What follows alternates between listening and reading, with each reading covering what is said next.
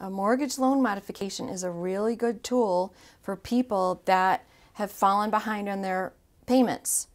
The best tool that's out there is called the Home Affordable Modification Program. That's the government program. That program might be expiring the end of this year. They have said that the last extension for HAMP is December 31st, 2016.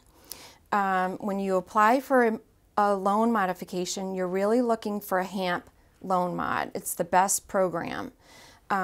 So you're trying to qualify for that HAMP loan mod. The loan modification takes the amount of arrears that have accrued on your mortgage and it puts it at the end of your mortgage. And it reduces the interest rate and it hopefully reduces your payment. Most of the time the payment is reduced based on a reduction in the interest rate. But it depends on how far behind you are on your mortgage.